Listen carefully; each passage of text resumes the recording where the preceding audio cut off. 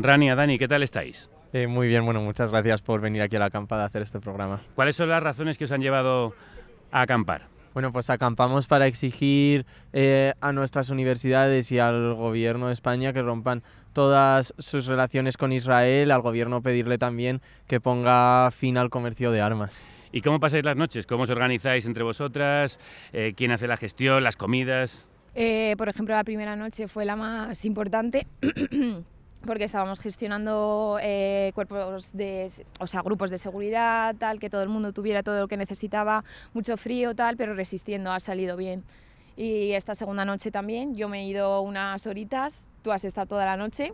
Sí, pero eso, todo bien y ahí haciendo turnos para que todo el mundo pueda descansar y estudiar. Hemos habilitado una zona de estudio porque estamos en periodo de exámenes y hay turnos para las comidas y bueno, un poco haciendo todo de forma colectiva para que esto pueda seguir adelante. ¿Y cómo pasáis las noches? ¿Cómo os organizáis entre vosotras? ¿Quién hace la gestión, las comidas? Como sabéis, existe el bloque interuniversitario por Palestina, que nació hace unos meses en paralelo post 7 de octubre para gestionar ir en bloque universitario a las manifestaciones. Pues desde ahí se ha intentado organizar todo y se han gestionado a través de asambleas unitarias con todos los que estamos acampando, grupos de trabajo, comisiones de trabajo, comida, higiene, servicios, seguridad, asambleas de mediación, etc. ¿Y qué os dicen vuestros padres, vuestros profesores, vuestros amigos? Bueno, a mí en mi caso mis padres no tienen ningún problema. Sí que ha habido casos de estudiantes que igual sus padres sí que han sido más reacios a que asistan y bueno, profesores, está habiendo apoyo de ciertos profesores que han venido aquí, que están incluso haciendo tutorías con los alumnos que lo necesitan a la hora de preparar los exámenes. Sí, hay profesores que no pueden venir o que no se están organizando, pero nos llegan correos de oye, os hemos visto muy bien, chicos, podéis venir a clase a hablar con vuestros compañeros, no sé qué. Vemos que hay una buena reacción respecto a nuestro profesorado. ¿Creéis que servirá para algo? Sí, igual que el resto de movilizaciones sociales que está habiendo en el contexto estudiantil, se está tomando en cuenta el discurso, se está viendo, se está movilizando, también teniendo en cuenta, por ejemplo, la invasión de Rafah. Son cosas muy urgentes que siempre están ahora mismo siempre están en el debate. Por supuesto que lo que estamos haciendo sirve. Hola, ¿qué tal? Perdona que te interrumpa un momento. Ahora mismo te dejo seguir con el programa. Espero que lo estés disfrutando porque para eso lo hacemos. Pero, como sabes, Carne Cruda solo es posible por los oyentes que lo hacen posible. Así que si no eres productor o productora, te animo a serlo en carnecruda.es. Es muy fácil.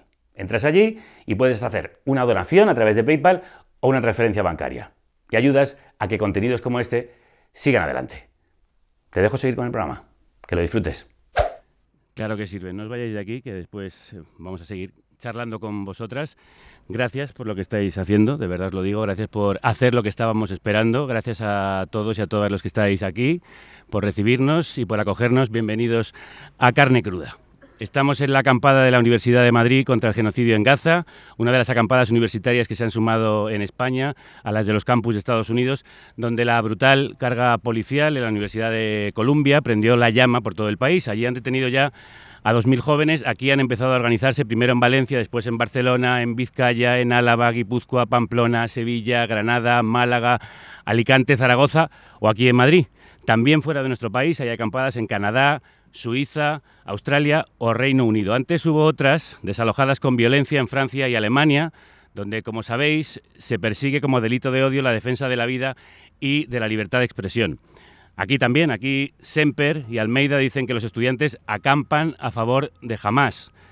No, señores, no son ellos los que defienden el terrorismo, son ustedes los que legitiman al Estado terrorista de Israel. Ayuso dice que no quiere ver acampadas, que no quiere política dentro de la Facultad de Ciencias Políticas. No quiere política cuando no la hace ella, no quiere libertad cuando no es la suya, no quiere ver a los muertos porque, total, se van a morir igual. Pero no. No se van a morir igual. Hasta Biden ha dejado de suministrar armas a Israel para su entrada en Rafah. La protesta funciona. No tienen conciencia ni decencia, pero tienen miedo a perder votos. Por eso, un mayo de 2011 acampamos en las plazas, por eso un mayo de 2024 está volviendo a pasar. Han tenido que ser los jóvenes, los mismos que se movilizan contra la crisis climática, contra el terror de sus mayores. Los jóvenes, de los que siempre se dice que están dormidos, nos han despertado al resto.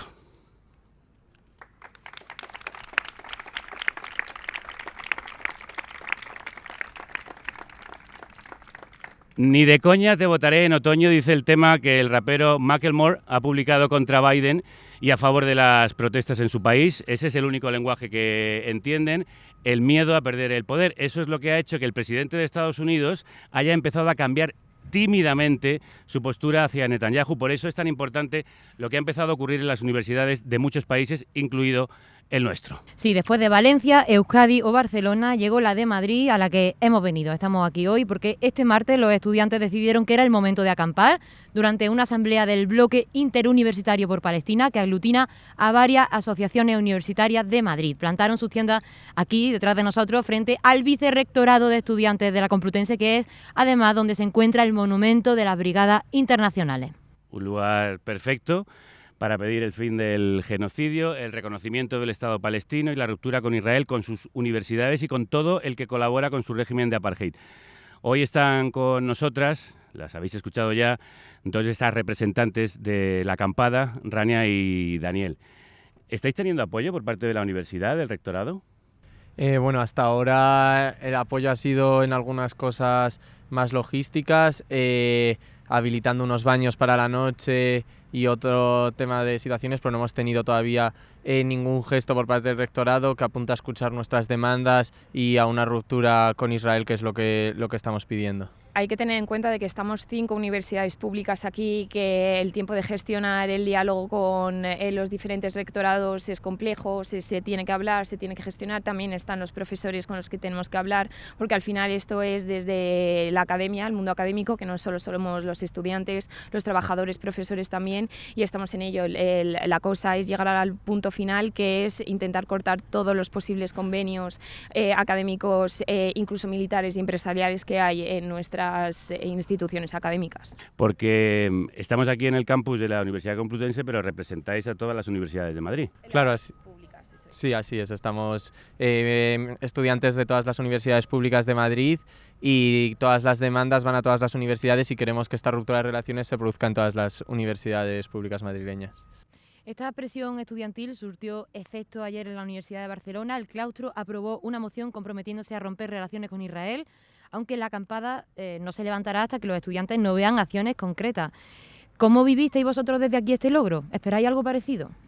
Bueno, creemos que es importante que se empiecen a romper relaciones de las universidades con Israel, tanto con las instituciones académicas como con empresas que también lo pedimos, que colaboran y se lucran del genocidio, pero también queremos que esta protesta vaya más allá de las universidades y señalar también a los gobiernos que son cómplices del genocidio y que siguen vendiendo armas a Israel y manteniendo todas las relaciones cuando estamos viendo que hay un genocidio y se está retransmitiendo en vivo y en directo. Barcelona demuestra efectivamente que esto puede funcionar y que este es el medio, uno de los posibles medios. Por otro lado, ¿qué sentís cuando escucháis las declaraciones de Almeida o veis a Ayuso tratando de bloquear o prohibir estas acampadas? ¿Qué queréis decirle? Cuando os dicen que sois pro Hamás. Ya. A nivel personal, entiendo que es cómo funcionan estos partidos, estas ideologías, no hay que tenerlas en cuenta porque está más que claro que apoyamos y que no apoyamos. Tenemos muchos apoyos públicos e incluso institucionales. Es un debate que está, tenerles en cuenta no importa, es que sabemos que es propaganda de alguna manera u otra, intentar deslegitimar esto cuando las personas con dos dedos de frente saben que esta es la causa justa y es la lógica. Al final venimos, somos estudiantes, venimos de facultades de políticas, de historia, de filosofía, sabemos lo que estamos haciendo, no somos... Es que es ridículo, es que no tiene ningún sentido, es como hablar con la pared. Que nosotros estamos aquí luchando contra un genocidio y los que se tendrían que avergonzar son ellos que se están posicionando del lado de los genocidas. Vosotros, como dice Rania, sabéis lo que pasa en Palestina. ¿Qué pensasteis de lo que ocurrió el 7 de octubre y lo que ha venido después?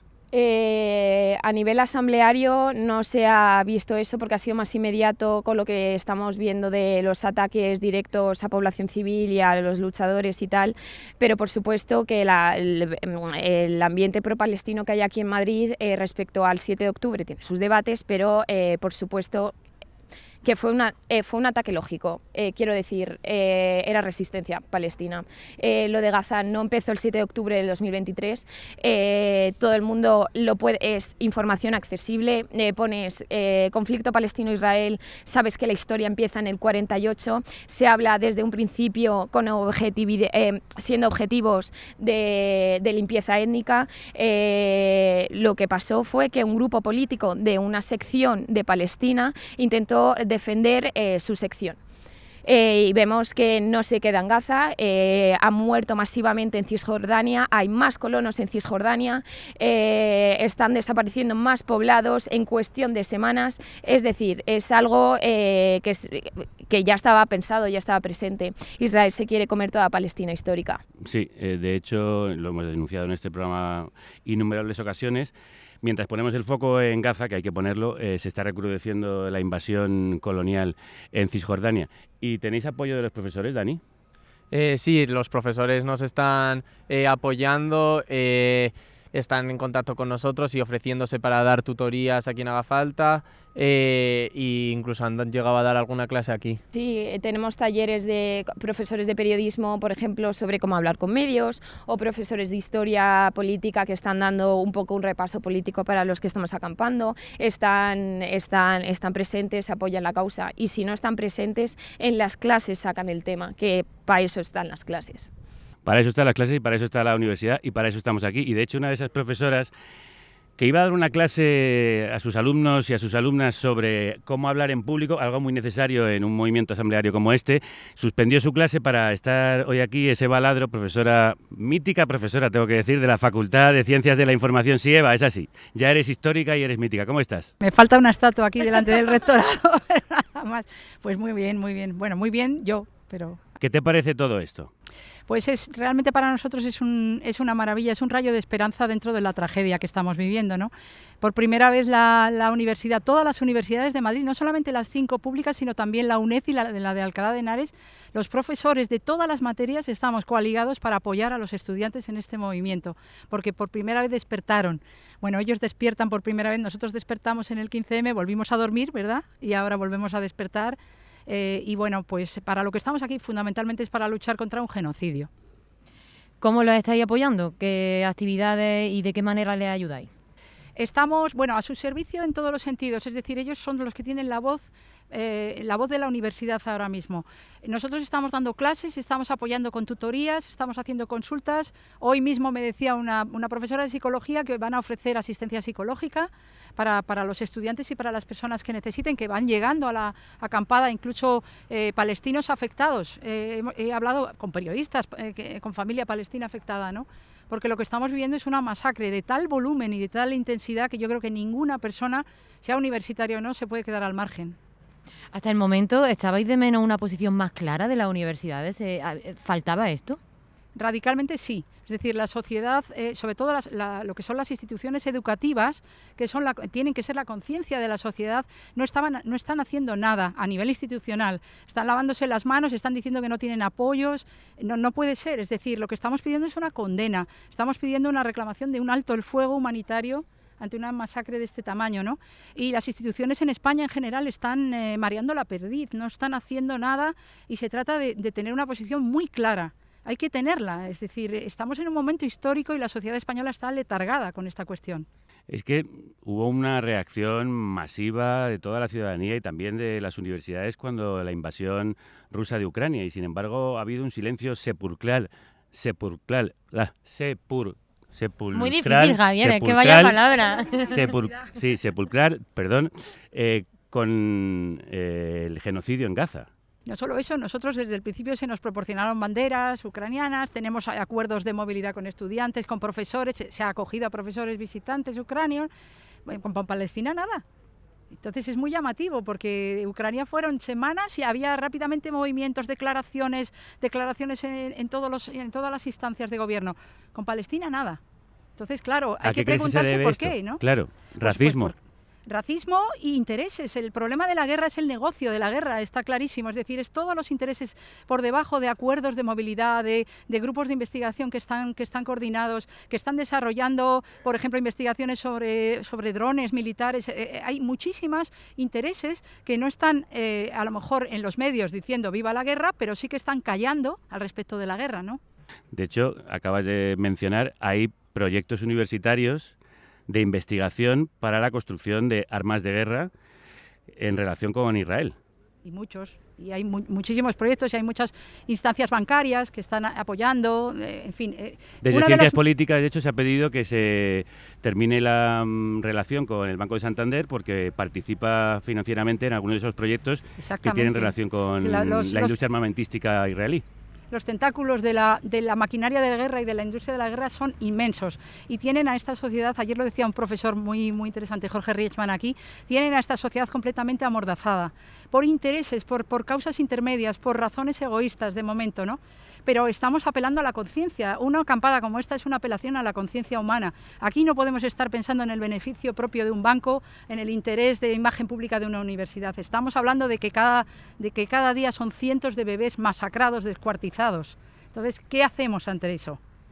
¿Y qué podéis hacer en la universidad? ¿Romper relaciones con las universidades israelíes? ¿Acabar con esos proyectos que se están haciendo aquí en la Universidad Española? ¿Conocéis qué proyectos son? Estamos en ello, ¿no? La Asamblea está trabajando, hay un grupo que está trabajando para conocer. Cuéntanos, Rania. A lo largo del día de hoy teníamos pensado subir al Instagram y al Twitter que tenemos de la acampada lo que tenemos estudiado. De momento llevamos los documentos de 4 universidades, de la Complutense, de la Autónoma, de la Juan Carlos y de la Carlos III, donde compañeros han redactado y conjuntado todas las relaciones, incluso militares, que tenemos las instituciones académicas públicas con el Estado de Israel, convenios académicos, lo que decías antes, y eso se va a publicar a lo largo del día de hoy, como muy tarde, mañana por la mañana, en nuestras redes para que queden públicas. Recuérdanos cómo se llaman esas redes para quien esté escuchando el podcast. Acampada X, acampada por Palestina de Madrid, ¿no? Acampada por Palestina Madrid en Instagram y acampada Mat en Twitter. Vale, el por es con una X, sí. Y los profesores, sí, estáis presionando, Eva. Por lo menos está el ejemplo de la Red Universitaria por Palestina. ¿Qué respuesta recibís del rectorado, de los rectorados? De momento poca, no hay. Vamos a ir el viernes, tenemos una convocatoria aquí en la Complutense para llevar firmas al rector para pedirle un posicionamiento muy claro a nivel institucional sobre esto, pero la red universitaria de las 40 universidades, que se dice pronto, somos muchísima gente, de momento, bueno, vamos a seguir llevando, vamos a llevar también el texto que ellos han desarrollado con sus 5 medidas, que son las que estamos diciendo, pero en principio, aparte de que individualmente cada universidad va despertando y desarrollando estas actividades, todavía no hay a nivel rectorado de la CRUE, por ejemplo, no tenemos todavía una declaración. La estamos pidiendo, para eso estamos aquí. Para eso estamos aquí, para recordar también todas las acampadas que hay cada vez más numerosas por el mundo. Agradezco mucho a Eva Ladro que haya estado aquí. Es mi tarea, esta es mi tarea, para eso estoy. Hay muchos más profesores y profesoras que se están uniendo. Muchísimos, tenemos un chat que ya no podemos casi gestionar. Además es impresionante ver a profesores de aeronáuticos, de arquitectura, de psicología, realmente esto es la universidad. Universidad, ¿sabes qué significa? Lo universal.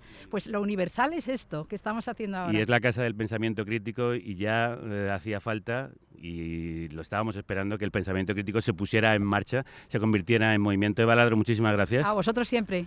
Dani y Rania, luego volvemos también con vosotras, pero vamos a invitar a esta mesa a más voces. Muchísimas gracias. Genial, muchas gracias. Sí, vamos a recordar cómo y dónde nació esta protesta estudiantil, un movimiento sísmico que ha conectado la UCLA o Columbia con Valencia o Granada. Violeta. Sí, durante meses lo comentábamos, las muestras de solidaridad del mundo académico con Palestina habían sido escasas hasta finales de abril, cuando estudiantes de la Universidad de Columbia se encerraron en uno de los edificios del campus para pedir un alto el fuego en Gaza. La policía los desalojó, pero también avivó la llama, porque La policía no había pisado ese edificio desde que un grupo de estudiantes afroamericanos se atrincheraran en él para protestar contra la guerra de Vietnam en 1968. Así que todo un símbolo. La tensión se trasladó entonces a la Universidad de California en Los Ángeles, la UCLA, donde acamparon 1 millar de personas que fueron desalojadas con cientos de detenciones. Mayo del 2024 se parece al mayo del 1968, como entonces ante protestas por una cruenta ocupación, donde Estados Unidos es culpable, la policía carga duramente contra las protestas alegando que promueven la inseguridad y los detenidos se cuentan por miles. Aún así, las protestas de Nueva York y Los Ángeles se han extendido a Arizona, Portland, Indiana, Washington, Texas o Yale. Y de ahí a 120 universidades de todo el mundo, en Canadá, en Francia, en Reino Unido, en Italia, en Australia, en Suiza y en España. Para analizar este movimiento de contestación internacional y su efecto en la invasión, hoy nos acompaña nuestra muy querida Olga Rodríguez, que es experta en Oriente Medio. Lleva meses siguiendo muy de cerca el genocidio de la Franja. Si queréis, de hecho, informaros y de todas las derivadas que tiene internacionalmente este conflicto, seguid su cuenta de Twitter y seguid cada una de sus intervenciones y artículos en eldiario.es. Querida compañera, Olga, crudos días. Crudos días, es un placer estar aquí. ¿Esto es un mayo del 68? Es un mayo del 68, desde luego, así además lo están comparando y lo están diciendo un montón de analistas y de articulistas en Estados Unidos, y también los propios estudiantes y el propio profesorado y el propio personal de los campus universitarios en Estados Unidos no recordaban nada igual. Primero, por la red de protestas en tantos campus universitarios y de manera tan persistente, y también por la represión policial, por la contestación que está teniendo, porque evidentemente está haciendo daño a Biden. Justo ayer salían las últimas encuestas de Gallup, 13º semestre de Biden en su primer mandato de 4 años. Desde Eisenhower no había una valoración de la opinión pública tan baja de un presidente estadounidense en la 13º semestre de su primer mandato. Desde Eisenhower hasta hoy no había una valoración tan baja, 36,5%.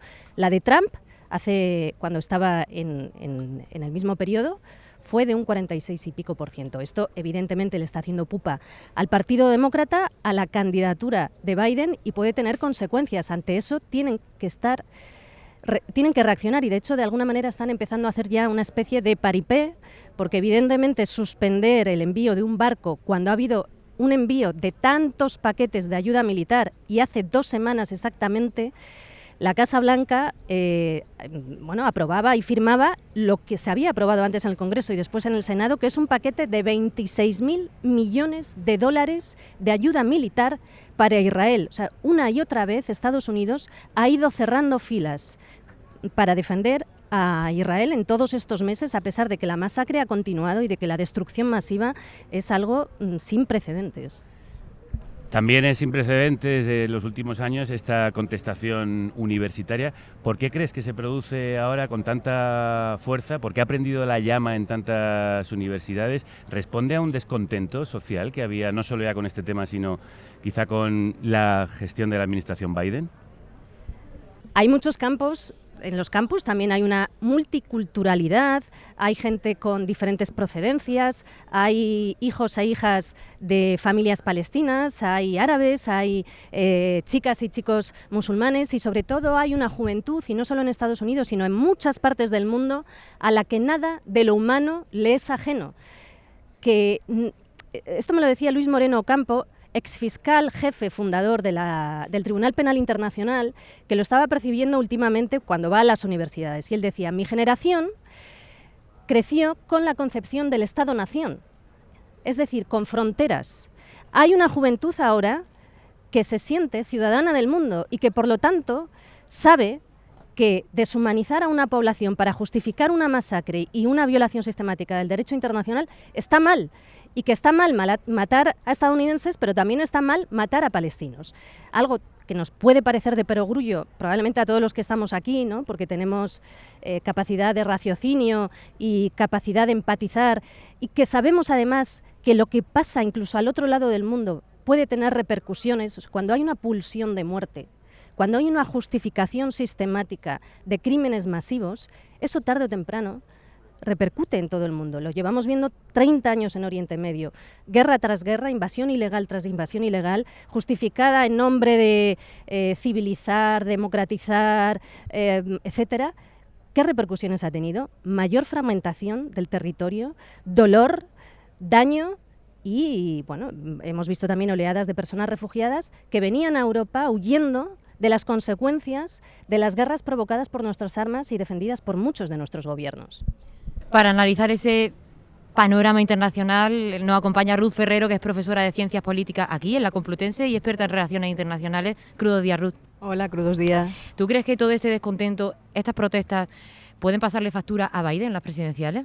Sin ninguna duda, estas protestas lo que están marcando, si cabe todavía más, es la división dentro del Partido Demócrata entre el ala más a la izquierda, con Sanders y Ocasio-Cortez por un lado, y por otro lado, pues digamos, Biden y la camarilla de Biden. Y esto, que hasta ahora se había mantenido más o menos cohesionado, lo que está haciendo es reventar esas costuras por dentro del Partido Demócrata.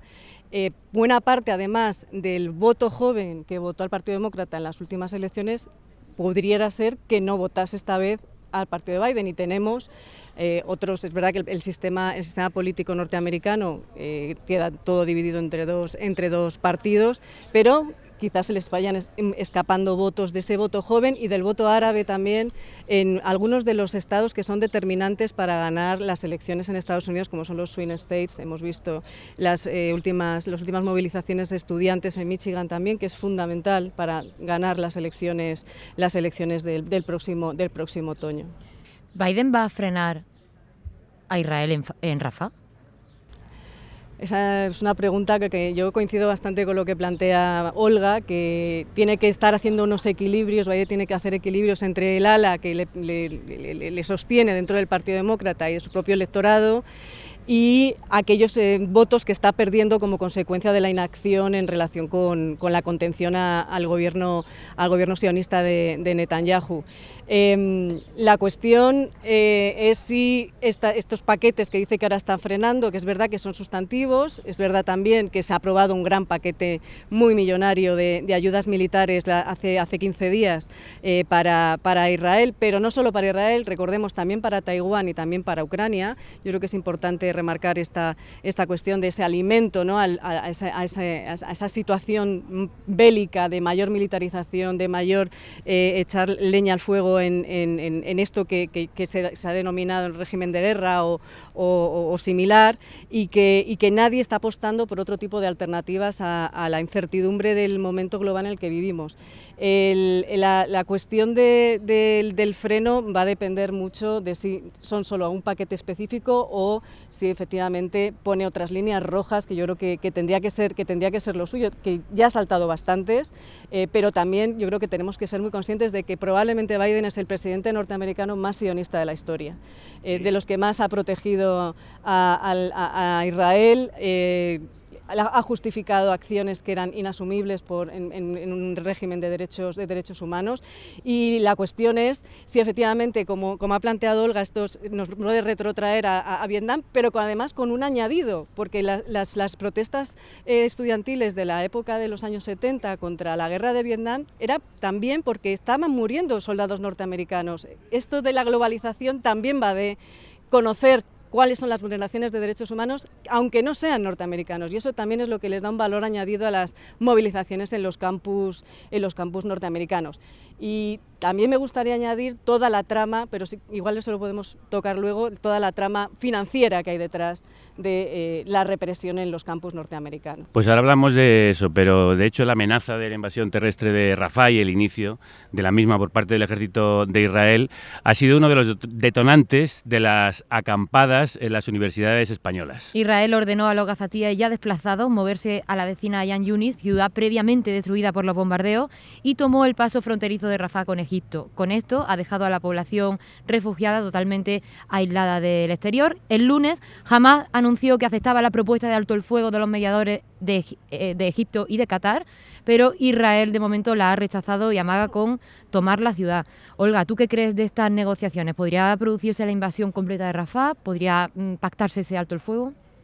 Yo creo que tenemos siempre que salirnos del marco que nos colocan aquí. Es decir, están matando a niños todos los días en Rafah. Yo esta noche me he levantado y lo primero que he hecho ha sido ver las imágenes de esta madrugada. No hace falta que tengamos que esperar a ver si invaden o no Rafah. Lo que ha pasado hasta ahora es suficientemente grave y sigue pasando.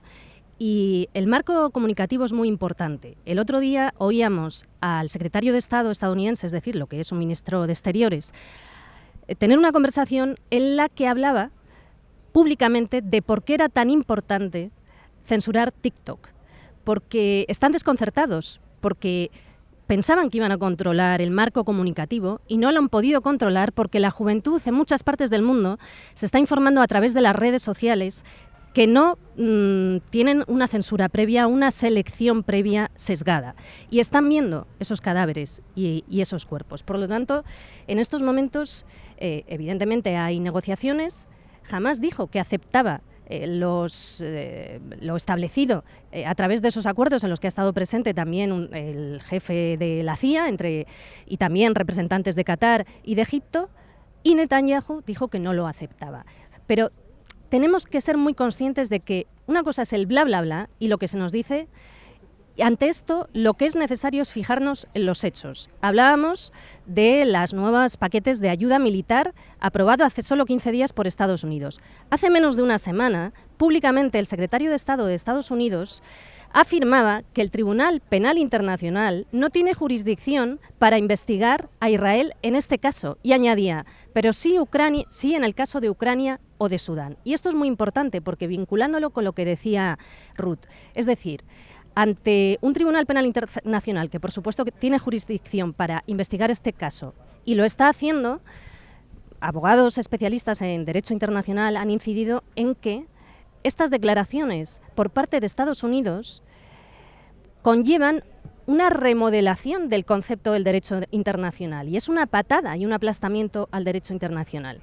En su empeño por seguir defendiendo a Israel, Estados Unidos está dejándose arrastrar a unas posiciones que suponen limitar el derecho de protesta y la libertad de expresión en Estados Unidos, con una represión policial que hacía tiempo que no veíamos, y también limitar el derecho internacional. Todo esto está ocurriendo en tiempo presente, es decir, el bla bla bla va por un lado, pero nosotros tenemos que fijarnos en los hechos. Siguen matando a niños y hay una serie de violaciones sistemáticas que siguen produciéndose a día de hoy. Es decir, no nos fijemos en lo que dicen, fijémonos en lo que hacen. Esas declaraciones contra la Corte Penal Internacional vienen al hilo de las amenazas de Netanyahu a esa Corte porque le está investigando por crímenes de guerra y eso se engloba dentro de ese contexto de persecución sionista de la libertad de expresión que estamos viendo en todos los países de nuestro entorno. Y eso entronca también, Ruth, con lo que tú antes decías, la universidad estadounidense y las universidades de todo el mundo, y de hecho hicimos un programa sobre ello, han estado calladas hasta ahora porque ahí hay muchos intereses israelíes, sionistas y especialmente en el país donde han empezado estas acampadas. Sí, es significativo. Bueno, querría volver luego sobre el tema del Tribunal Penal Internacional, la Corte de Justicia Internacional, Internacional de Justicia. Pero si en relación con esto es muy importante saber por qué se reprime en Colombia y por qué se están reprimiendo en algunos campus. La primera, en el caso de Colombia, voy a daros un dato. ¿Nos suena esa frase? ¿Os suena?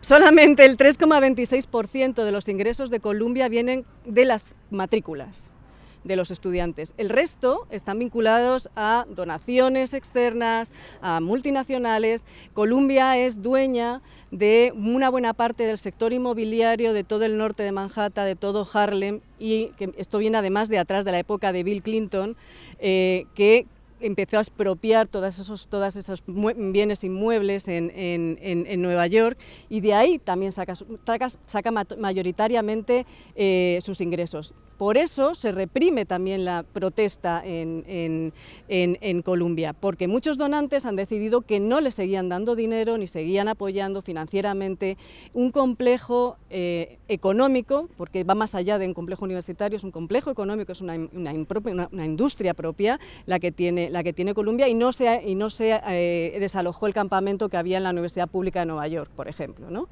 Esto además como se ha ido extendiendo por todo el territorio norteamericano, también vemos que están aquellas universidades que reciben más fondos y que también tienen estos entramados económicos son las que en las que estamos viendo mayor represión. Y luego quiero decir algo, porque esto se está diciendo en medios de comunicación, que si las manifestaciones de los estudiantes y la movilización son violentas, no. En la UCLA, los que llamaron para defenderse de los ultrasionistas que iban a atacarles a los chavales que estaban en el campamento, fueron los propios chavales del campamento. La violencia no la está generando las personas que están acampadas y que están pidiendo, como hicieron también en Colombia, por cierto, con el tema de la desinversión en el caso de Sudáfrica, sino que son agentes externos que vienen a atacar y a provocar a los estudiantes que están en los lugares públicos. Por cierto, en Colombia comienzan las acampadas en las zonas destinadas para el picnic, para que los chavales estén descansando entre las clases o yendo de un edificio a otro. No es una ocupación de un espacio público tal cual, no, son espacios públicos destinados para los estudiantes y las estudiantes. Hay mucha tergiversación en cómo se trata de estigmatizar y de criminalizar esas protestas, y hay un factor fundamental y muy importante, porque una y otra vez se tergiversa e instrumentaliza la acusación de antisemitismo contra personas que son defensoras de los derechos humanos y que llevan luchando toda su vida contra el antisemitismo. De hecho, ha sido crucial y clave en Estados Unidos el papel que están jugando la comunidad judía y muchas organizaciones judías por la paz que son organizadoras de esto. Hay una idea, mira, acaba de pasar una bandada de pájaros. ¿Eran pájaros o eran unicornios? ¿Qué eran? Eran pájaros, ¿no? ¿Por qué? Porque en el mundo real no existen los unicornios. Es decir, cuando estamos hablando del último paquete de ayuda militar aprobado por Estados Unidos a Ucrania, Israel y Taiwán, no es en defensa de los derechos humanos y en base a una moral. Israel es un Estado ocupante, Ucrania es un Estado ocupado. Es absolutamente lo contrario. ¿Qué tienen en común estos tres destinatarios? Que ejercen unos roles que defienden los intereses de Estados Unidos en el mundo. Taiwán como contrapeso a China, Ucrania como contrapeso a Rusia e Israel como lo que se llama en circuitos políticos de Washington el gran portaaviones de Estados Unidos en la región, a través del cual Estados Unidos y sus aliados pueden seguir ejerciendo su dominio neocolonial en la región. Es un factor clave para mantener el statu quo y el orden internacional a costa de lo que sea. Cuando Borja Semper ayer arremetía contra nosotras, que estamos aquí defendiendo derechos humanos fundamentales y el derecho internacional, que, cuidado, está en un grave riesgo como nunca desde el fin de la Segunda Guerra Mundial, cuando tergiversaba este argumento, seamos muy claras. Estamos en el lado bueno de la historia. El día de mañana, nuestros hijos e hijas, y también los de Borja Semper, nos preguntarán: ¿y tú dónde estabas? ¿Y tú qué hiciste? Mira, en 2004, y con esto termino,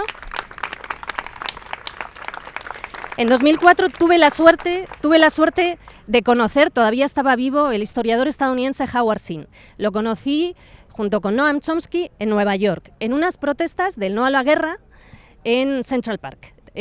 Contra la guerra de Irak. Algunas de las frases de Howard Zinn están circulando ahora por los campus universitarios. Una de ellas, que es una célebre frase que decía: dirán que estamos perturbando la paz, pero es que no hay paz. Lo que realmente les molesta es que estamos intentando perturbar la guerra. En estos momentos de belicismo que nos presentan la vía de la guerra como única opción, releamos a gente como Howard Zinn, que también decía: históricamente las cosas más terribles, como la guerra, el genocidio y la esclavitud, no han sido resultados de la desobediencia, han sido resultado de la obediencia. Estamos en un momento en el que hay que desobedecer ese discurso único que nos está diciendo que defendamos la vía, la masacre y un genocidio en curso en Palestina. Hoy son los palestinos, mañana podemos ser nosotras, no en nuestro nombre. Y tú lo decías muy claramente, nuestros hijos, nuestras hijas nos preguntarán: ¿tú dónde estabas? Muad Hamed estaba en las cárceles israelíes durante 36 meses y 6 en prisiones de la Autoridad Palestina. Hoy está aquí como refugiado palestino en España, donde es corresponsal de Al Arabi. Muad, ¿qué tal? ¿Cómo estás? Bueno, me alegro para ver este campamento, por apoyar Palestina y los palestinos, especialmente en Gaza. Vivimos en estos días muy acobados por el ataque contra Rafah, pero es como siempre, hace 7 meses, ¿sí? Del primer día de los ataques israelíes en el 8 de octubre contra la población de Gaza. Y hay muchos amigos, compañeros, periodistas palestinos en Gaza. Bueno, como periodista de Cisjordania, mis compañeros en las cárceles israelíes ahora mismo. Entonces, hablamos sobre sufrimiento, como yo vivo en España y no en Gaza. Es como, ¿sabes? Como es una pena, como tengo una pregunta. Quería ir a Gaza. Pero no puedes entrar. No. Intento, lo hablo con la embajada de Egipto para ir ahí. No podía ir ahí. Entonces, quiero hacer algo para cubrir qué pasa. Sí, hay posibilidad de morir, sí, bueno, pero como periodista palestino, pienso es como un cost de ser un periodista palestino en Palestina. Entonces, bueno. ¿Cómo fueron esos 36 meses en cárceles israelíes y por qué acabaste ahí? ¿Por qué te detuvieron?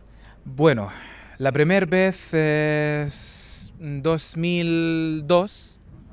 Estuve 16 o 17 años. Los israelíes me acusan para, no sé cómo se llama, pegar piedras. ¿Sí? ¿Tirar piedras? Tirar piedras, sí. A su vehículo cuando los militares pasan a la escuela y arrestan a algunos estudiantes bueno, solo 20 días, pero luego cuando estuve en la Universidad de An-Najah en Nablus me arrestan por las actividades políticas en el Student Council, el Consejo Estudiante. Y como políticos, bueno, todas las actividades en Palestina no es solo servicios para los estudiantes en las universidades, porque es un político actividades. Y es prohibido por la ley militar israelí. Entonces, la primera vez me arrestan 16 meses administrativo, después otra 13 meses y luego otra 8 meses. Y algunos, 1 semana, 2 semanas, 1 día, 2 días. ¿Sin juicios además? No, el juicio es un militar de 3 estrellas, entonces, vamos, es un militar. Pero qué pena es la ley que controlar todo, es una ley británico del año 45 del Consular británico, se llama el administrativo detain. Sí, detención administrativa. Sí, entonces los israelíes en la militar, en el corte militar, y usando leyes del boca turco, del boca británico y del boca jordaniano, que sirvan su goals. Sus objetivos. Entonces, bueno, eso es. Bueno, 36 meses en el año 2004 hasta 2009 hay muchos diferentes de hoy, ¿vale? En estos años fui, bueno, el movimiento palestino dentro de las cárceles fui organizado. Tenemos muchas cosas para hacerlo. Entonces, tenemos profesores que organizan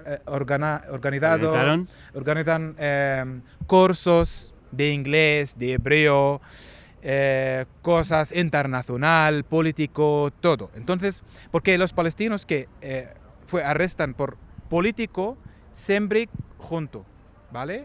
Y nunca mezclando los palestinos con el resto de presos. Sí, presos como los criminales, etcétera, etcétera. Entonces, siempre es una presión de los políticos. Entonces, para mí es una experiencia muy importante. Ruth, ¿crees que todo esto va a cambiar el panorama internacional? Ya vemos que puede afectar a las elecciones en Estados Unidos. ¿Esto de qué manera puede convulsionar el tablero geopolítico? Bueno, el tablero geopolítico está bastante convulsionado. Sí, ya está convulso, sí. Lo que creo que es importante poner de relieve es que lejos de que sean China o Rusia los que están quebrando de manera radical el sistema liberal multilateral de la Segunda Guerra Mundial, en realidad somos los países occidentales los que lo estamos haciendo, ¿no?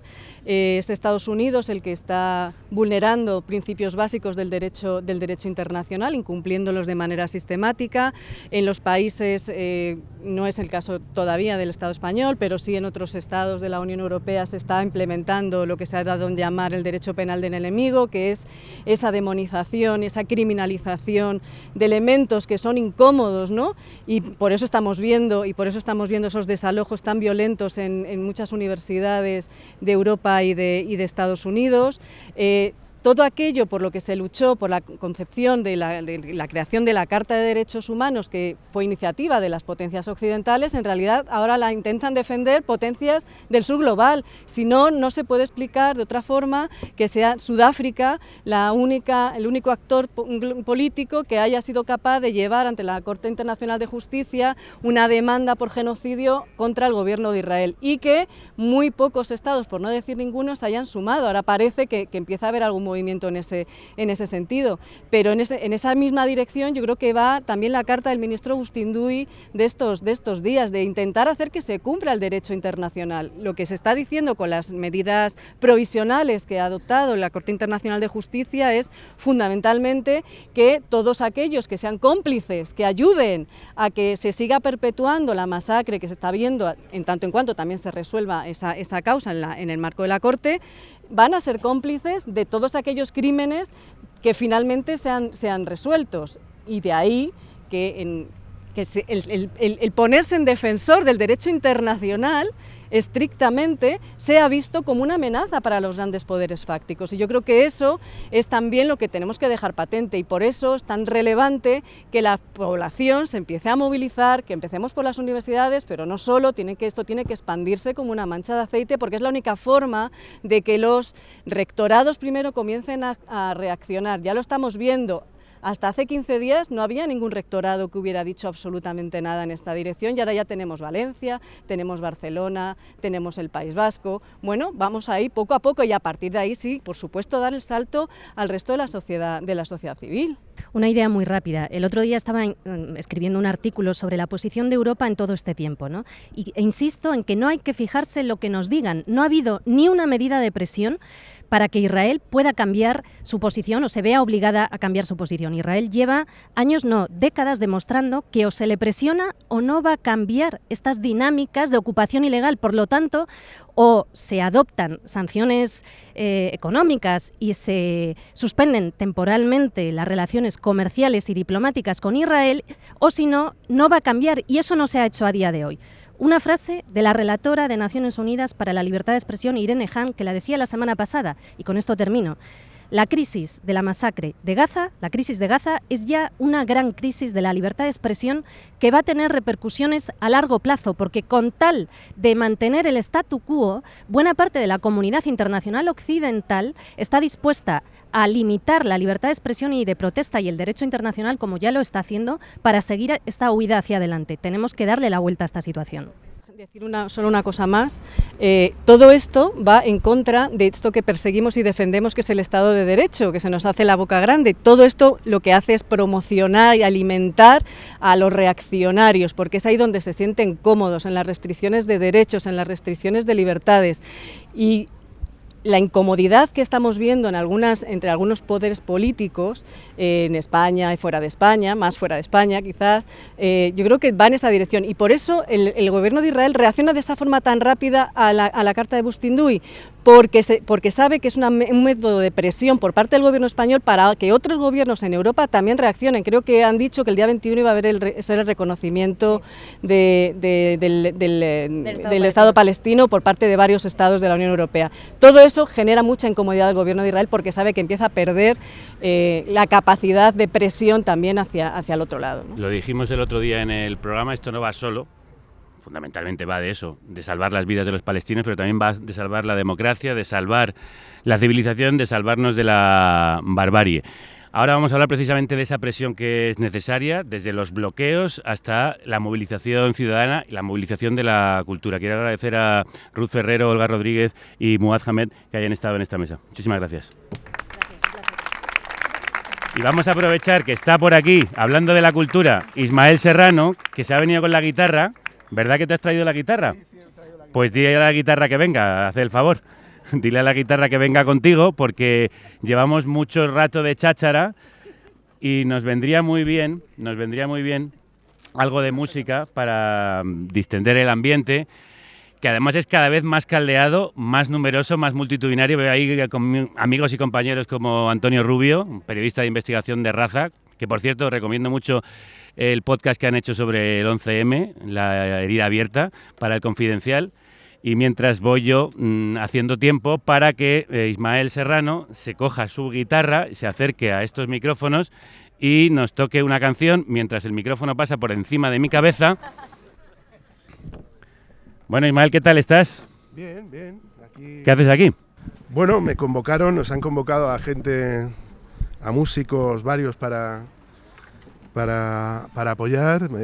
Ayer por la noche nos mandaron un WhatsApp, gente de la organización y demás, me comentaron la posibilidad de que hoy podían venir la gente de Vetusta Morla, cantar. Van a venir en unos pocos minutos también. Y ya que estoy, es que había que estar, además contento, no ya solo por ver la movilización de tantos jóvenes y demás, sino también por ver cómo la gente de la música por fin toma conciencia, que yo creo que era algo que echábamos mucha gente en falta, ¿no? Una cierta movilización dentro del mundo de la cultura y sobre todo en mi caso del mundo de la música. Acabas de sacar un último sencillo, Siempre regreso a ti, y nosotros siempre regresamos a ti cuando necesitamos que alguien ponga música a una protesta. Bueno, sí, es lo mío, ¿no? Como...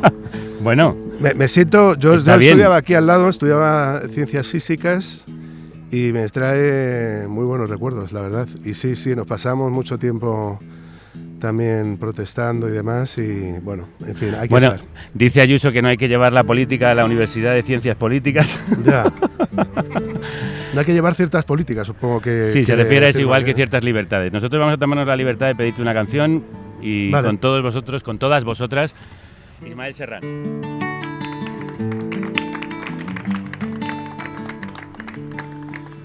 Papá, cuéntame otra vez ese cuento tan bonito de gendarmes y fascistas y estudiantes con flequillo y dulce guerrilla urbana en pantalones de campana y canciones de los Rolling y niñas en minifalda. Papá, cuéntame otra vez todo lo que os divertisteis estropeando la vejez a oxidados dictadores y como cantaste al vent y ocupaste la Sorbona en aquel mayo francés en los días de vino y rosas. Papá, cuéntame otra vez esa historia tan bonita de aquel guerrillero loco que mataron en Bolivia y cuyo fusil ya nadie se atrevió a tomar de nuevo, y como desde aquel día todo parece más feo. Papá, cuéntame otra vez que tras tanta barricada y tras tanto puño en alto y tanta sangre derramada, al final de la partida no pudisteis hacer nada. Y bajo los adoquines no había arena de playa. Fue muy dura la derrota, todo lo que se soñaba se pudrió en los rincones, se cubrió de telarañas y ya nadie canta al vent, ya no hay locos, ya no hay parias, pero tiene que llover, aún sigue sucia la plaza. Queda lejos aquel mayo, queda lejos Saint-Denis, que lejos queda Jean-Paul Sartre, muy lejos aquel París. Sin embargo, a veces pienso que al final todo odio igual. Las hostias siguen cayendo sobre quien habla de más. Y siguen los mismos muertos, podridos de crueldad. Ahora mueren en Bosnia los que morían en Vietnam. Ahora mueren en Bosnia los que morían en Vietnam. Ahora mueren en Gaza los que morían en Vietnam.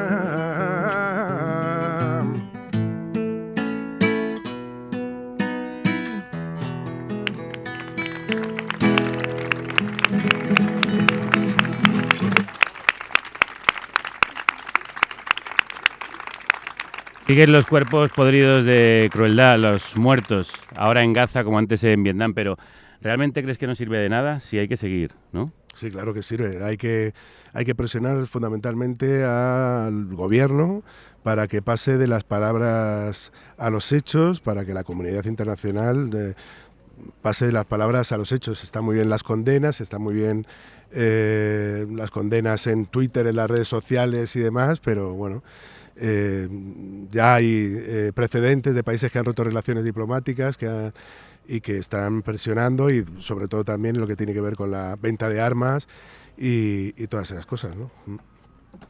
Queríamos sumar a la gente de la cultura, y aparte de Ismael, está con nosotros Juan Diego Boto, actor y activista. Sí, así te hemos presentado. Y amigo de esta casa, de esta República Independiente de la Radio. Juan, ¿qué tal? ¿Por qué hay que estar aquí? Bueno, yo creo que es el lugar en el que hay que estar hoy. Creo que las estudiantes nos están mostrando un camino que quizá debamos imitar desde otros sectores, ¿no? El mundo de la ciencia, el mundo del arte, bueno, pues quizá debamos montar nuestras propias acampadas, digo acampadas de forma simbólica, pero claramente este es el camino. Cuando la realidad es tan atroz como lo que estamos viendo todos los días en Gaza, lo insoportable es no hacer nada. Lo insoportable es irte a trabajar y callarte callado y no hacer nada y volver a tu casa y madrugarte con imágenes de niños aplastados en los escombros del último bombardeo en Gaza. Y creo que para muchos y muchas se nos está haciendo insoportable ese paso del tiempo sin que nada significativo ocurra, sin que participemos de nada significativo. Esta acampada de los estudiantes es, creo que, un faro de esperanza. Sí, lo estábamos esperando. Ha habido que esperar, pero ha llegado y esperemos que vaya a más. Pero también hay una especie de silencio atronador de la sociedad y de la cultura, que se movilizó masivamente con el no a la guerra de Irak y, sin embargo, no ha sido así con el no a la guerra en Gaza, no al genocidio en Palestina. Bueno, yo creo que nos pasa muchas veces en España que hasta que las cosas no se convierten en una cuestión de política nacional, la gente no se moviliza. Creo que el no a la guerra tenía el componente de que nuestro gobierno en aquel momento quería mandar tropas, quería que España participara de forma activa en aquel conflicto, y eso hizo que nos sintiéramos más involucrados y terminó convirtiéndose en una disputa nacional, ¿no? Estaba presente, y por encima de todo, la defensa de los derechos humanos, el horror de vislumbrar la participación de España en una guerra que era a todas luces injustificada, a todas luces innecesaria, a todas luces cruel, ¿no?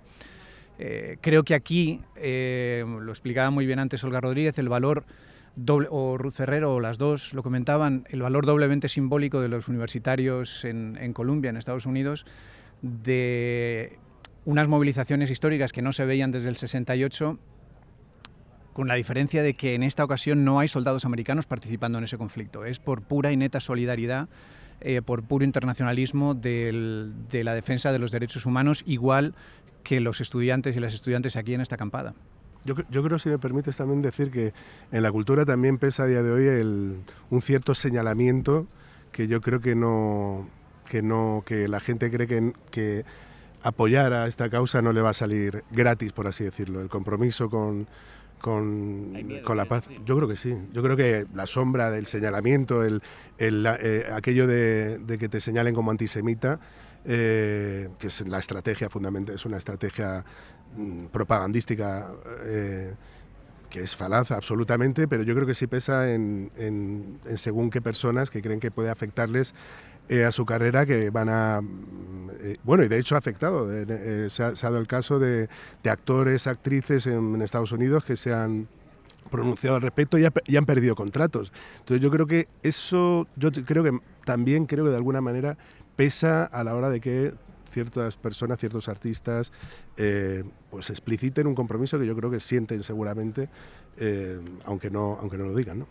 La acusación de antisemitismo es falaz por muchísimas razones. Defender la vida frente a un Estado colonizador, opresor y asesino no puede ser antisemitismo, no es un ataque a los judíos, es una defensa de la vida de los palestinos, que también son semitas. Hay que recordarlo, y bien lo sabe alguien cuyo padre es palestino y también pertenece a la cultura y es semita. Él mismo tiraba sangre semita. Marwan, ¿qué tal? ¿Cómo estás, compañero? Bueno, pues muy emocionado de estar aquí con todos vosotros, con esta mesa y por supuesto con estos alumnos que se están manifestando, como han dicho ellos, pues en solidaridad absoluta. Te voy a pedir que hables más alto porque hay un montón de gente aquí que intenta escuchar lo que decís. Y sabiendo que pueden perder muchas cosas, ¿no? Estos alumnos que se están manifestando, al igual que seguramente están perdiendo cosas los alumnos de Columbia y de otras universidades del mundo, pero estoy muy emocionado. Así que nada, estoy muy emocionado de estar aquí, muy emocionado de ver la respuesta de los jóvenes, que continuamente se dice que los jóvenes no tienen nada que decir, que están siempre con la cabeza en las nubes en otras cosas, y bueno, pues que estén apoyando al que es el pueblo de mi familia, a mí me emociona mucho, sinceramente. Marwan, ¿tú cómo estás viviendo todo esto? Desde octubre, mes a mes, en el punto en el que estamos tan cruento, tan urgente. Pues puede parecer una pose, pero lo cierto es que tengo la sensación de que mi vida ha cambiado. O sea, hay un pozo de tristeza, me están pasando cosas increíbles en mi carrera musical, estoy disfrutando muchísimo y aún así no desaparece la tristeza de mi vida. Lo hablo constantemente con mi padre, que desde entonces muchas cosas que nos interesaban muchísimo han dejado de interesarnos de repente. No sé, vivimos con una tristeza brutal, sinceramente. Es una sensación de impotencia absoluta. También la constatación de algo que ya sabíamos, y algo que los palestinos y los familiares de palestinos estamos muy acostumbrados, que es a atropellos constantes de los derechos humanos, pero algo tan flagrante, tan llamativo, y que la comunidad internacional no se haya levantado en masa para poner fin a esto, es algo que sinceramente resulta demasiado doloroso. Y Juana, tú desde el mundo del cine tienes miedo de hacer un pronunciamiento, porque es verdad que la industria cinematográfica tiene mucho capital judío, por ejemplo, en Estados Unidos. Hay pocos actores que se hayan manifestado. Susan Sarandon sí es una de ellas, que está en todas, como su pareja Tim Robbins. Pero ¿hay miedo en el mundo del cine a decir algo? Bueno, Tim Robbins no es pareja de Susan Sarandon desde hace décadas, pero su expareja. Te veo superpuesto en la actualidad del romance de Hollywood. No es lo mío, pero bueno, han sido pareja. Han sido pareja, sí. Sí. No, hay sin duda hay actores y actrices que se han posicionado y que se están posicionando en Hollywood, y también es verdad que es mucho más las acusaciones de antisemitismo son más violentas allí que lo que puedan ser aquí, que también las hay. Sí, yo creo que lo decía antes Ismael, puede existir un temor de que se te cuelgue el San Benito de antisemita, puede existir un temor de que eso te juegue en tu contra, ¿no? Yo creo que hay conflictos en los que tienen automáticamente el marchamo aprobados por las instituciones y otros que no. Lo vimos claramente en el caso de Ucrania, donde, bueno, era a favor de corriente denunciar la invasión rusa de Ucrania, y sin embargo aquí no tiene el marchamo institucional y sabes que te vas a enfrentar con gente, bueno, que puedan decir barbaridades como lo que se dijo ayer, lo que escuchamos ayer. Yo, cuando escuchaba las palabras de Borja Semper ayer, la verdad es que lo primero que pensé es, yo personalmente estoy en contra de asesinar niños, lo haga quien lo haga. Lo que me sorprende es que Borja Semper no. O sea, yo estoy en contra de bombardear hospitales, ambulancias y colegios. Lo que me sorprende es que Borja Semper no. Yo estoy en contra de usar el hambre como arma de guerra. Me sorprende que Semper no. Yo estoy en contra de usar el abuso sexual como arma de guerra. Me sorprende que Semper no. O sea, lo que me sorprende es que con un genocidio en curso, ellos, Semper, por ejemplo, o Almeida o Ayuso, no estén posicionados del lado de los derechos humanos. Yo denuncio los crímenes de guerra, los cometa quien los cometa. ¿Por qué ellos no? Bueno, es una pregunta que ellos deberían contestar, pero creo que no lo van a hacer. Es que no se puede decir nada más que lo que acaba de decir. No se puede decir que lo que mejor, como lo ha dicho Juan. Marwan, tú, como español de origen palestino, ¿te sientes muy desamparado por parte de las instituciones? ¿Hubieras querido que tanto el gobierno español como algunos de sus representantes de otros partidos, que además, de hecho, en el caso incluso del PP, llevan en su programa el reconocimiento del Estado palestino y la solución de los dos estados, echas en falta que haya más apoyo? Hecho en falta más contundencia, no que haya declaraciones tibias que se conviertan en papel mojado constantemente. El PSOE vive constantemente entre dos aguas. Ayer cuando el ministro, no me acuerdo cómo se llama, Bustinduy, pues afirmó que había que investigar, ¿no? Pues las relaciones económicas, eso es, que hay con Israel, que además hay leyes en la Comunidad Europea que dice que si algún país con los que se tengan acuerdos económicos preferenciales incumple los derechos humanos con respecto a otro país, se retirarán esos acuerdos y bueno, pues no se han retirado. En este caso está tratando Bustinduy de que se cumpla la legalidad internacional, pues me sorprende que de repente lo primero que haga el ministro de Exteriores español sea decir que Israel es un Estado amigo. Yo creo que un Estado genocida nunca puede ser considerado un Estado amigo, y eso es lo que nos convierte en un país decente, decir, mira, no es un Estado amigo, estamos absolutamente en contra de esto.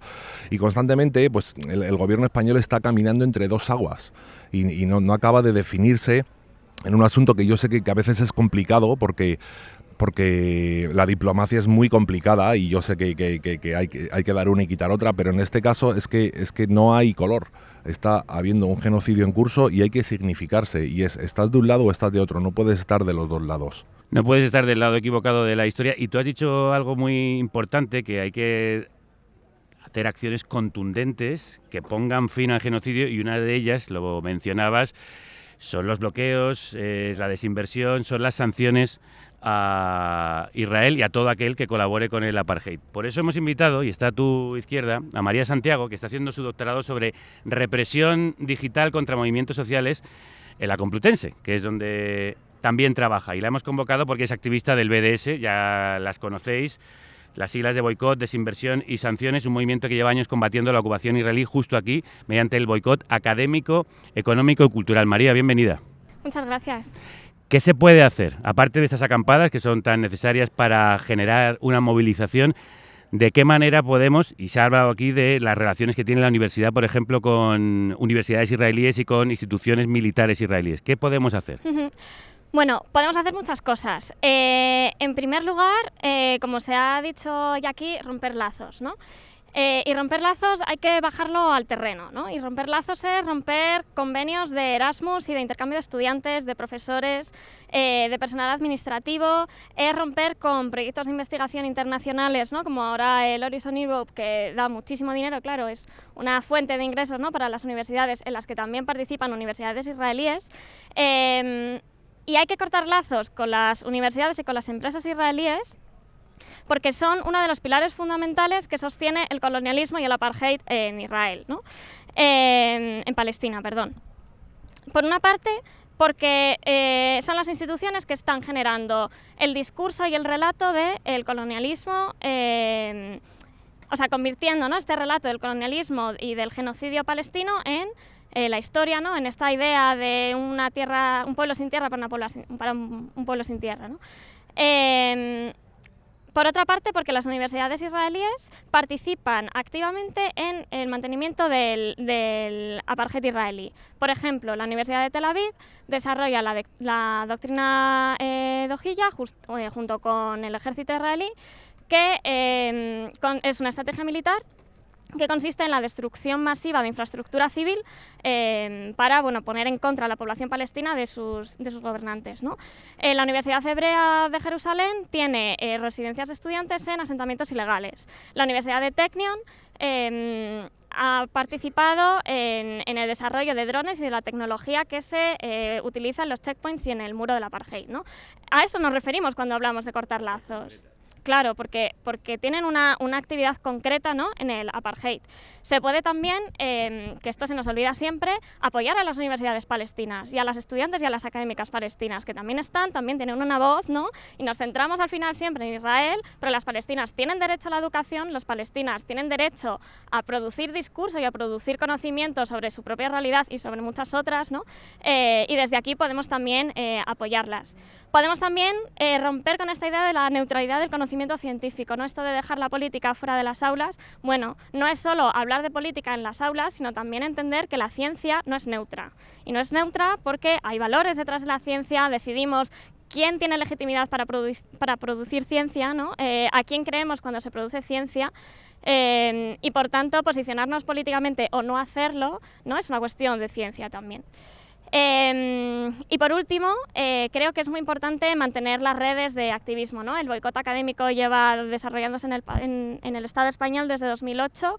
Esta acampada magnífica no podría haber sido posible, ¿no?, si todos los años de redes latentes, sumergidas, que nadie veía, de 3 personas reuniéndose porque a nadie le interesaba el tema, ¿no?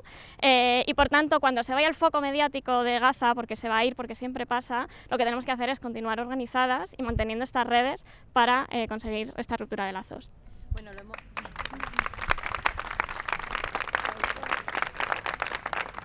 Yo creo que María ya ha hecho un repaso estupendo de cómo se puede resistir y todas las vías que hay para hacerlo. Ayer, lo contábamos antes, a raíz de las movilizaciones estudiantiles en Barcelona, el claustro de la universidad anunció una moción en apoyo a Palestina en la que exige terminar esos acuerdos comerciales y académicos con Israel.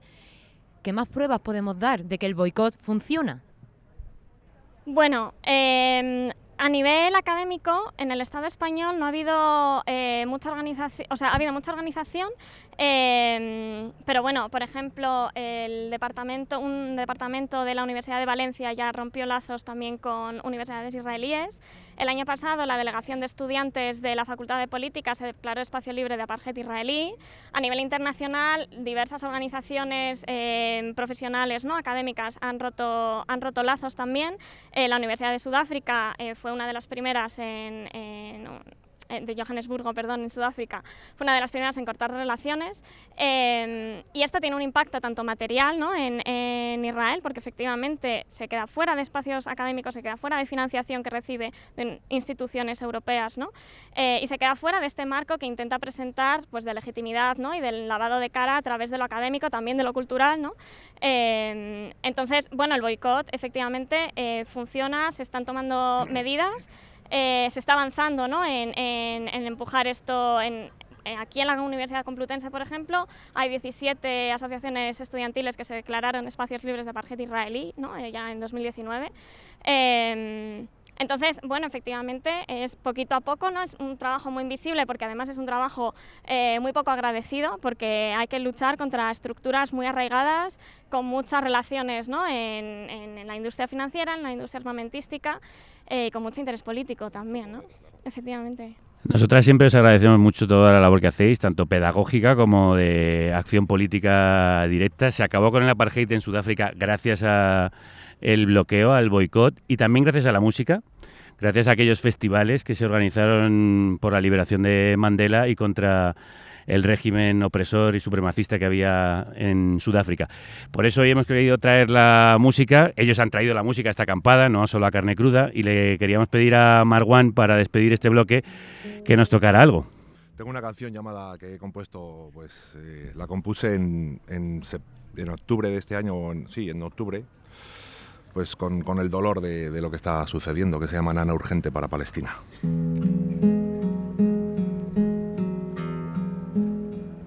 Soporté las cosas que nadie soporta, la pena del que a nadie importa, y todavía sigo en pie. Soporté el vientre de la artillería, el fuego en la guardería, y todavía sigo en pie. No puedo hacer una canción de paz si no me puedo ni mover. No puedo hacer una canción de paz si no me puedo ni mover. Soporté el miedo atroz entre las mantas, que todos me dieran la espalda, y todavía sigo en pie. Recuerda bien que no hay rumor que me defina. Todos me llaman Palestina y todavía sigo en pie. Estoy afónico, debo decirlo. Llevo una semana afónico, malito, pero bueno, se ha podido. No puedo ni cantar. Madre mía. Sí, sí. Bueno, quiero agradeceros en nombre de esta República Independiente, de este programa, que hayáis estado aquí en esta acampada y en este especial que estamos haciendo desde la Universidad Complutense de Madrid, representante de todas las universidades madrileñas que se unen a este movimiento en contra del genocidio. María, Marwan, Ismael, Juan Diego, muchísimas gracias. Por cierto, ahora que sé que Susan Sarandon está libre, voy a llamarla. Un aplauso para ella, por favor. Qué pura humildad, ¿eh? No sé si están por ahí Rania y Dani, sí, con quienes hemos empezado y con quienes queremos despedir este programa. Que, por cierto, le ha dejado la guitarra a Ismael a Marwan. Todo está pasando aquí muy bonito. Van llegando, es verdad que algunos lo hemos llamado hace un total de una hora. Otros han llegado porque estaban convocados por la asamblea. En fin, bueno, lo hemos llamado muchas voces y van apareciendo, y es bonito como aparecen por ese pasillo que da ahí al metro, van apareciendo nuevas voces y nuevos focos. Estáis oyendo además el trajín y el ruido de la gente que se acerca a ver el programa. Cada vez más, igual que cada vez hay más tiendas, ¿no, Dani? Creo que en una noche habéis duplicado. Sí, esta segunda noche hemos duplicado. La primera noche acampamos unas 200 personas y hoy ya éramos más de 400 y esperamos que estos días sigan aumentándose.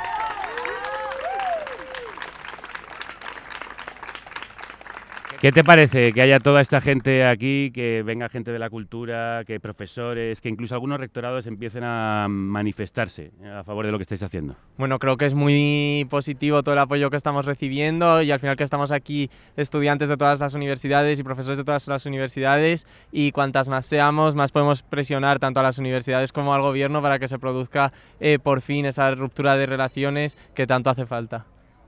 Oye, ¿estáis en contacto con el resto de universidades, del resto de ciudades? ¿Cómo estáis organizando con ellas? Sí, bueno, se está hablando con el resto de acampadas que se están produciendo, tanto las que se producen en España como Estados Unidos, Francia y otros lugares, porque al final creemos que esta red de solidaridad que se está generando y esta ola de solidaridad, pues tenemos que estar todos unidos y transmitirnos fuerzas las unas a las otras. Oye, ayer grabamos aquí un vídeo cuando vinieron las compañeras a hablar primero con vosotros, en el que fue una asamblea y estabais comentando, bueno, cómo ibais a decidir, cómo ibais a gestionar esa asamblea, y a mí me emocionó personalmente mucho escuchar ese momento de, bueno, lo podemos hacer modo 15M o lo podemos hacer modo aplauso.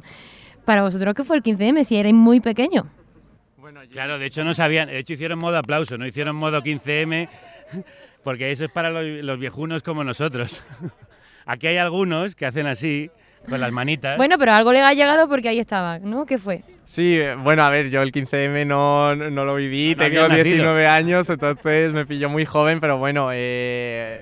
Ha dejado un recuerdo al menos, ¿no? Sí que ha dejado un recuerdo, pero bueno, ahora estamos en un ciclo político distinto y bueno, se dan formas propias de organización para este ciclo y con nuevas líneas.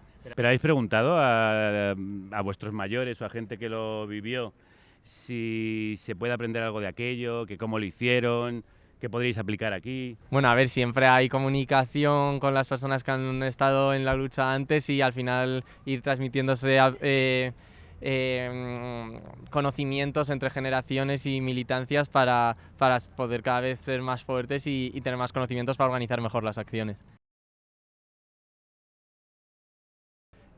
Bueno, por ahora yo creo que bastante positivo el funcionamiento del campamento. Muchas no nos conocíamos, pues somos de universidades distintas y creo que se está conviviendo bien y bueno, por ahora con tranquilidad y con ambiente reivindicativo. Con tranquilidad y con ambiente reivindicativo, eso es lo que hace falta. Nos tenemos que ir yendo. Tengo ahí a Ana Miranda, que es eurodiputada galega del BNG, que están luchando. Efectivamente, de la Federación por Palestina del Parlamento Europeo. Se nos ha ido el tiempo, Ana, pero sé que estáis ahí apoyando a la Unión Europea muy fuerte. Quiero agradecer que estés aquí viendo el programa, como a todas las que habéis presenciado este especial, al que no sé si al final va a dar tiempo al que se sume Vetusta Morla, que andaba por ahí. Sí, no, a lo mejor están con la sexta. Bueno, en fin.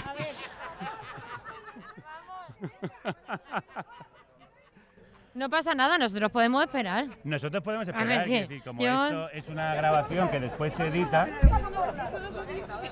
Nosotros podemos esperar a lo que haga falta, vamos, y es que así, la persistencia de carne cruda, ¿cuál es? Bueno, esperar, resistir. Nosotros, el manual de resistencia del presidente del gobierno nos lo copió a nosotros.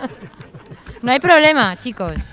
O sea que como este programa está siendo grabado y después lo podemos editar, podemos hacer una pequeña pausa para esperar a Vetusta Morla antes de marcharnos cuando dejen a las sextas. ¿Parece bien? Pero no os mováis, ¿eh?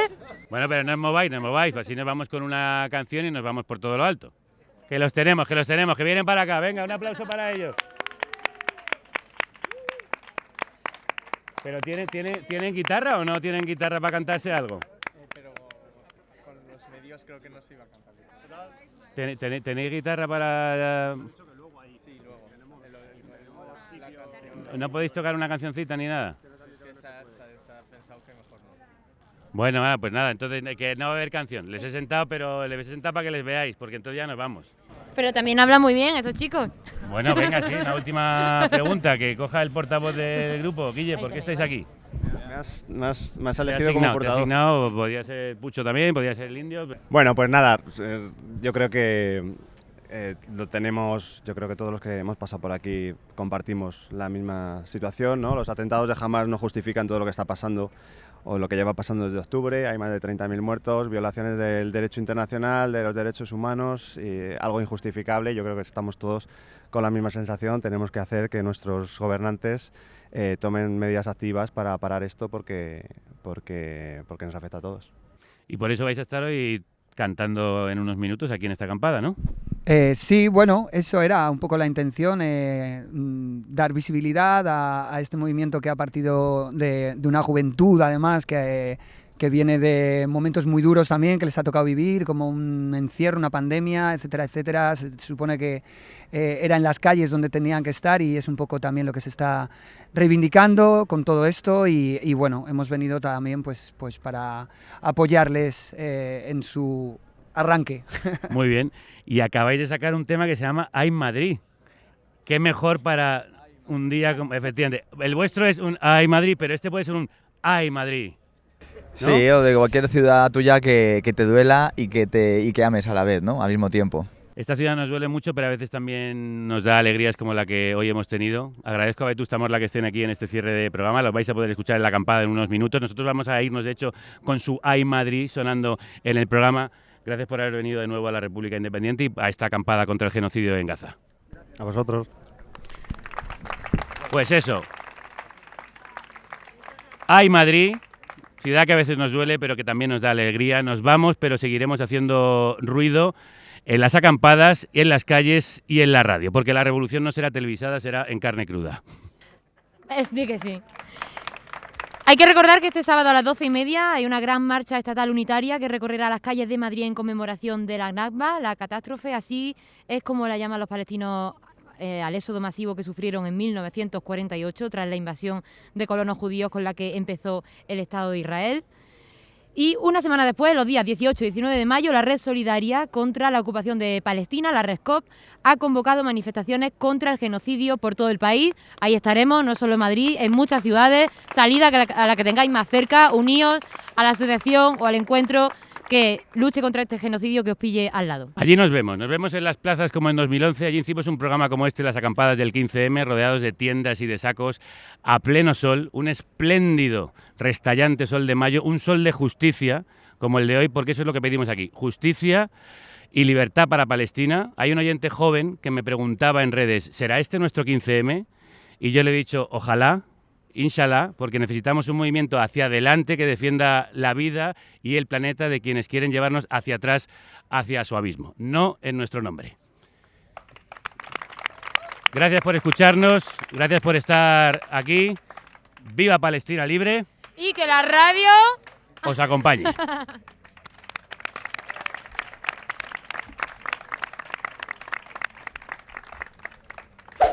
Financia el periodismo libre e independiente.